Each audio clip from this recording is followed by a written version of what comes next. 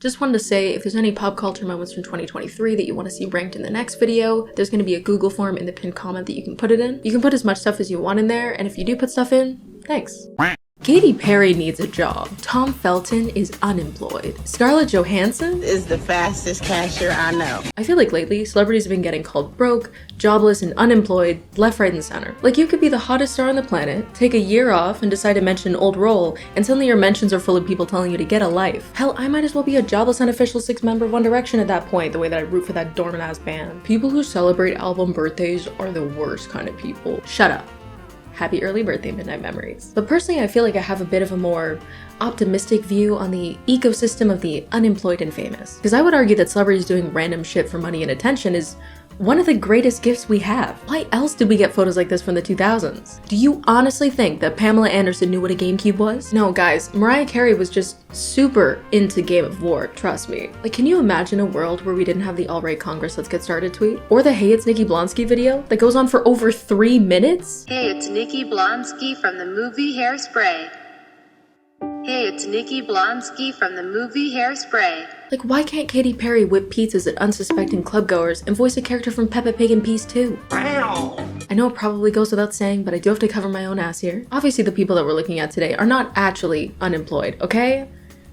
They have Cameo. I'm kidding. Seriously though, it's just a turn of phrase. We're just gonna have some fun here. Don't take it super seriously. I just want to take a look at the timeline of celebrities that I've seen in passing over the years being referred to as jobless or unemployed, and the wacky shit that they've been doing that led to it. Before we get into today's video though, I want to give a quick shout out to today's sponsor, Book of the Month. I'm using Book of the Month for a while now and I've really been enjoying it. Their monthly subscription service, where on the first of each month, you get to choose between 5 to 7 books that have been selected from their editorial team to be sent straight to your door. It's just a great way to find lesser known books for new and emerging authors who have been vetted by their editorial team, who read through hundreds of different titles before selecting the best ones. Just cuts through a lot of the repetitive noise that I feel like happens in the online book recommendation space, and it's been a great way for me to step out of my comfort zone genre-wise, just makes it a lot less daunting. They've also got curated audiobooks in addition to their hardcovers that you can choose, download, and listen to on their app, so you can pick between a hardcover or an audiobook each month depending on what you're in the mood for. And say you don't like the selections for a given month, you can just skip the delivery and not get charged. This month I got What the River Knows by Isabel Ibanez. It's set in 19th century Egypt. We're following the main character Inez, whose parents have just passed away and she's the heir to like all these riches. It's also set in a world where there's like old world magic, but she wants answers on what happened to her parents, and the more that she looks into it, she realizes that there's a bigger game at play that she's at risk of being a pawn in. Like, tell me that doesn't sound good as hell. I also got Divine Rivals by Rebecca Ross. This one follows 2 rival journalists, one of them being named Iris. She's writing letters to her brother who's gone missing in the war, but the letters end up in the hands of her rival Roman, and he starts to write back anonymously. And they start to form a connection that, I quote, will follow Iris all the way to the front lines of battle for her brother, the fate of mankind, and love. Like, hello? Sign me up. They've also got an app where you can pick your books of the month, participate in reading challenges with rewards, or track your reading progress. And their loyalty program has rewards and even lower prices the longer the members stay. I just think it's a great way to find new authors and books that have already been vetted quality-wise, and even cost-wise. You get new release hardcover fiction for much cheaper than other options. Plus you get free shipping, and it comes in a cute blue box. If you're interested, for a limited time, you can get your first book for only $5 with the code 4U, which if you've seen the price of a hardcover recently, is a crazy deal. Seriously, go check it out. You can go to bookofthemonth.com or you can check out the link in my description box. But thanks again to Book of the Month for sponsoring, and let's get back into the video. The first one I want to talk about is what I believe is like the earliest example I can think of somebody getting called jobless consistently. And I think this is because of 2 things. The first being that the actor and the TV show involved were both very well known, and also because said actor was very, very consistent and loud about how bad he wanted to return to it. And of course, I'm talking about none other than Tyler Posey. Tyler Posey says he wants a Teen Wolf reboot. Tyler Posey thinks it's time for a Teen Wolf reboot. Tyler Posey is ready for a Teen Wolf reboot. I don't think I ever have or will see somebody campaign for a reboot the way that that man did. Hey, it's Nikki Blonsky from the movie Hairspray. Hey, it's Nikki Blonsky. Day in, day out, 9 to 5, that man was camped out in MTV's mentions. Like, this man could take on those people who are obsessed with Anne with an E, which now that I'm thinking about it, that must have been a trip for the social media intern. Hey, Paul, sorry to bother you again. Is it Tyler Posey again? Yeah, I don't really know what to do. I'm so sick of this. Okay, but he did technically get the last laugh. Teen Wolf did end up getting a reboot with the Teen Wolf movie that was aired on Paramount Plus, which was not received particularly well. Like, at all. I was never into Teen Wolf personally, so I can't really speak to whether the movie did the series justice. If you're looking for a fan's perspective though, definitely check out Julia's video. Whenever I think about Tyler Posey though, I always think about somebody else from that era who somehow has managed to completely escape the Jobless accusations. And that's Paul Wesley from Vampire Diaries. The reason I bring him up specifically is because his ability to turn nothing into something is astonishing to me. His close friend story on Instagram at this point is a full-fledged business. So devilishly cunt, it's phenomenal that Stifussy never stops. Jesus Christ. I have no idea what this guy's job is outside of this thing. I've also never been persuaded to buy anybody's Patreon before, but you tell me that for $5.99, I can watch Paul Wesley perform a never-ending Q&A, and suddenly that seems like the greatest entertainment investment I could ever make. And if you think I sound crazy right now, have you seen the things that leak from that thing? Like children that are wandering around, like stray dogs, stray cats, stray kids. Yeah, like we have to help them. Show us Ian, please. What do you think? I have him in my gym? How exciting is this, everyone? Who's my bias in BT? What are you talking about? What? Oh, yeah.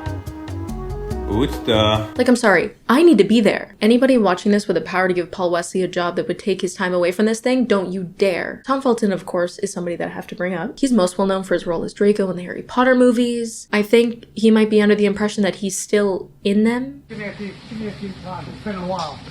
Okay. TikTok is such an interesting creature in that way because before it, I hadn't seen Tom Felton since I watched the movies. But then after it in 2020, I suddenly know like everything about this guy. He got really big on there because of hashtag Draco Talk, where it'd be a bunch of people thirsting over him. But he did use all that traction to fuel a TikTok career. Apparently he's also a singer. I may have punched him. It's a blur. Sir, he handles the financials. You punched the bursar? Oh, no. Anyway, we're gonna put that back on top of the fridge.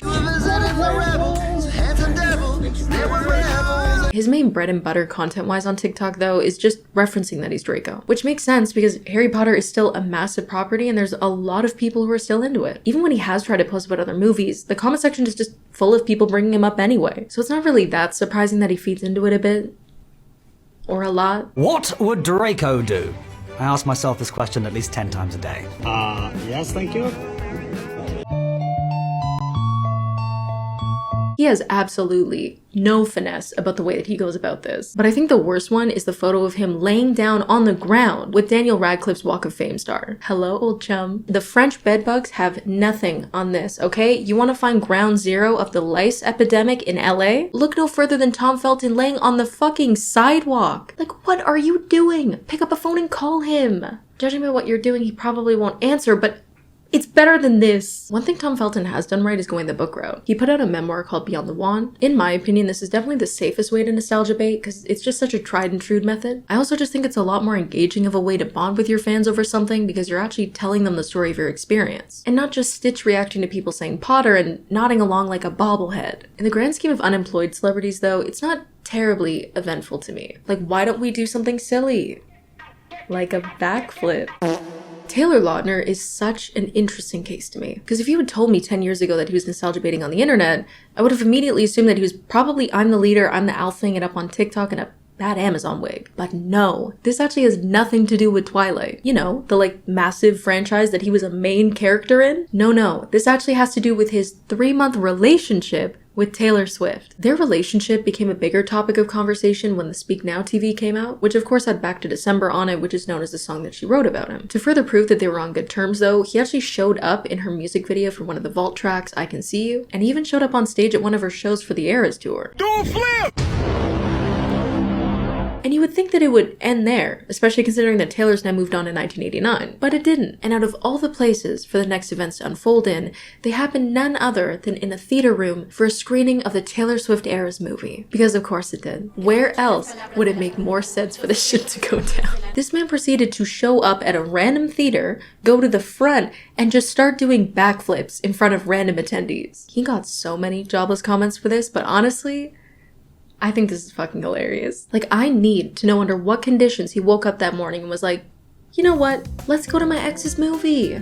I know we've already seen the concert live, like on stage, because I know her, but let's go. He did what Carly Claus should have done. Like, listen, girl, I get it. I want to hear Blank Space live too. But if I had beef with Blondie to the point where I went from the VIP section to the rafters, I'm good. I'm gonna see that shit with Nicole Kidman and AMC. We come to this place for magic, alright? Other than the gymnastics, Taylor does have a podcast with his wife, Taylor. But the thing is, Taylor Lautner is actually in the position to do something incredibly funny, but I don't think he ever will, which is why we're stuck with headlines like this and him winning people's sexiest podcast host. Like personally, knowing how much Swifties love merch, I'd be taking that 3-month relationship and building a new business out of it with 2 knitting needles and a dream. Go back to December with the Taylor Lautner's version cardigan for only $333.33. In the spirit of the fact that they dated for 3 months, of course. Tax not included. On the topic of jobless celebrities who bring a little rhythm and movement to their tomfoolery, an actress that comes to mind is that one girl from High School Musical. Her name is Casey Stroh, and she is permanently dancing on East High's lawn, and I love her for it. Like, she's killing it. I don't care what anybody says. And I have to admit, the idea of this, like, active high school just constantly being infested with ex-child stars is kind of amazing to me. Alright, guys. Why did you think the curtains were blue? And what I don't like is if this is true.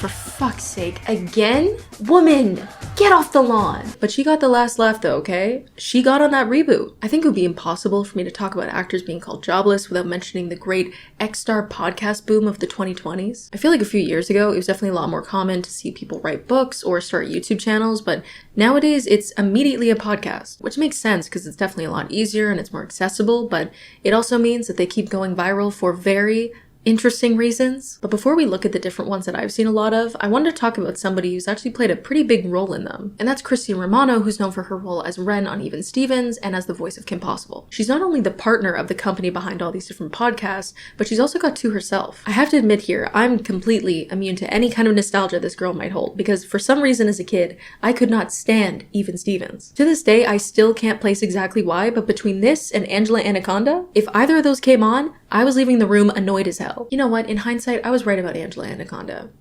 Why do they look like that? Christy is very big on nostalgia though. On top of her podcast, she's also got a YouTube channel where she's collaborated with a ton of other X-stars. But I think my favorite video from her is the one about Shia LaBeouf, mainly because this video is packaged in the exact same way Jake Paul would have done in like 2017. Long story short, with this video, she answers the question in like 3 seconds and admits that the reason they don't talk anymore is just because they were coworkers, and once you stop working a job, you don't really talk to your coworkers anymore. But then the video goes on for like another 10 minutes for some reason. While Christy definitely plays a pretty strong role at that company, the first podcast that I ever saw from Podco was the Wizards of Waverly podcast, which features one of the most random combinations of cast members on that show, being Harper and Alex Russo's dad. Which, now that I'm thinking about it, that's actually a pretty realistic pairing, in that it kind of reminds me of the dynamic that I had with my coworkers at my first job. Like, I would walk in at 13 and have these grown women telling me about their divorce problems, and I'd just be standing there sweeping beside them like, listen, girl, you gotta think of the kids. You deserve so much better. And when they'd ask me what I'm up to, I'm just standing there like, listen,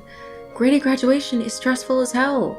Have you tried long division recently? And I will admit, when these clips would sporadically pop up in my timeline with comments like, why are they still talking about this old ass show? Get over it. At face value, I kind of agreed. I fully assumed that every week they would just sit down and struggle to figure out things to talk about, because honestly, how could you stretch out a podcast for that long about a show that's that old? But after actually looking into it, the concept of the show does make sense. The style of it is that they're rewatching the episodes and offering their commentary along with it, which is a concept that already does well in general on here. And considering this would be involving the people that were in the show itself, you would think on paper this would probably appeal to a lot of people. And again, this is definitely just me speaking for myself here. If you have a different opinion, feel free to share it in the comments. But personally, while on paper this whole like rewatch with the cast thing makes sense as a concept, I just think that these shows were for us at too young of an age to care to watch or rewatch them now. When I think of old shows that I rewatch, it's usually stuff that I enjoyed like at the absolute youngest as like a late teenager, or shows that I watched as a preteen that were meant for people in their late teens. But again, that could just be me, which is why there's so many other versions of it under the same company, namely a Full House one which only has a single episode, but also the most recently notorious one, Ned's Declassified School Survival Guide. I don't know if you guys remember this, but the first time that I saw this podcast go viral was when they reacted to Zoe 101 getting a reboot. In 5, 6, 7, 8, I am ready to be a hater. And people were not happy about this. Which, like, now I know you guys move with no decorum, but back then, I was like, what would compel you to do this? And sockless, no less. Wait, do you think she has a WikiFew rating? I was about to Google it, and then I realized I really don't want that in my search history. This podcast is crazy though. Over on Wizards of Waverly, it's like chill, wholesome vibes, while Neds Declassified, they're talking about sucking and Dude, I ran through every Neds cast member before I landed on Def. And Rob. Yeah. I'm sorry, Rob is in Coconut Head? What did you do with that bobbed boy? Mose also recants like this flop blowjob she gave Ned. He didn't finish. I know. Yep. No. You didn't. You didn't. After a moment, he just said, thanks, okay. Like, why would you say this? Maybe I'm alone in thinking this, but I really don't want to know what you guys were up to. From what I can remember, when I was watching this show, I was still under the impression that babies came from like giant flying storks. I do not want to hear about you guys fucking when you look like this. No. I think an annoying battle that pre-social media extras have to deal with is that because people couldn't follow them online in the moment when they were super relevant, the way that we could with stars in the 2010s and onward, they have to resort to being a lot more cringy with the way that they promote themselves just to get back on a radar. What's weird to me though is when people who don't actually have to resort to those things do it anyway. And yes, I'm talking about the celebrity AI thing. If you don't know, people like Mr. Beast and Kendall Jenner have sold their likeness to Meta so that they could create those AI chatbots that also have Instagram profiles that consist of AI generated photos of yoga studios and pie. Like, this has to be one of the most unemployed things I've ever seen, somehow done by one of the most employed people ever. This is the type of thing that you concede to in a teen dystopian when the government's trying to take away your parents. Kendall, how much did they pay you for this? The worst part of all though is that I actually wanted to talk to her in this video, but they won't even let me do it. And it's just because I'm in Canada. Like, let me in. I have things I want to discuss with you. They're important. I think we're definitely bound to see more podcasts, TikToks, and backflips from X-stars in the coming years, considering that most of the current crop are doing pretty well. And honestly, I think the more random and ridiculous, the better. Hopefully you guys enjoyed the video though. If you did, feel free to give it a like and subscribe to the channel. It really helps me out. Also, again, if you have any pop culture moments from the past year that you want to see ranked in the next video, feel free to put it in the Google form. It's going to be in the pinned comment down below. All my social medias like Twitter, Instagram, Discord, Goodreads, Spotify, all that stuff will be in the pinned comment too. But otherwise, thanks again for watching, and I'll see you in the next one.